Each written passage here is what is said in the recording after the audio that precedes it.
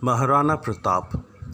The name itself emanates valor, chivalry, and on top of everything, a brave romanticism. A king of the princely state of Mewar in Rajasthan, he was a king to reckon with. He had the bravery, he had the nerves of steel to stand against the most mighty emperor Akbar. Maharana Pratap was born to Maharana Uday Singh of the same princely state. When he acceded the throne, he had a big challenge before him. By the time Emperor Akbar had captured almost the entire country, the kings of Rajputana were all submitting to him one by one.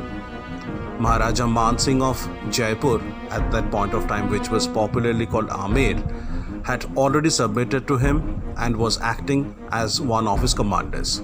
So Akbar, with the help of Maharaja Man Singh, was able erstwhile Rajputana state or the Rajputana territory. However, Maharana Pratap was an exception. He decided he will never submit to Akbar, so when a consort, a group of people were sent to him, he straightway denied that he is not going to compromise on his independence as a king. Hence, what followed was the Battle of Haldi Ghati. Fought in a narrow passage for 6 hours, Battle of Haldi Ghati has got a long script to say about Maharana Pratap. Yes, Maharana Pratap was defeated by Akbar in the Battle of Haldi Ghati. He was wounded, but he could have never been captured by the forces of Akbar. So the entire expedition seemed to be a failure to Akbar because he was not able to capture the Maharana. Instead, the Maharana, he went to the hills, took rest for a while, and then he was just waiting for the right opportunity so that he could come back. So at a point of time, when some uprisings arose in Bengal and Bihar, Emperor Akbar decided to concentrate on those areas. And that was the right opportunity for Maharana Pratap. He came back and recaptured a huge chunk of his territory from Akbar. Again, he went for a hideout. Ultimately, after a few years, when Akbar was busy looking after his affairs from Lahore, Maharana Pratap again came back and recaptured his capital. For 12 long years, Akbar stayed in Lahore.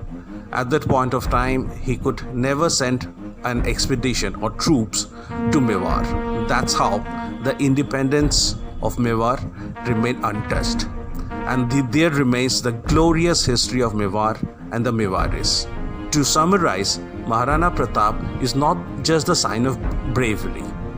Perseverance, patience, doing the right thing at the right time were also the characteristic traits of this great Rajput king. When he was defeated in the Battle of Haldi Ghati, he could easily surrender or do something to prove his bravery and commit a suicidal act. But instead, he decided to wait for the right opportunity. Here comes in perseverance. Thus, a king is a king first and a warrior second.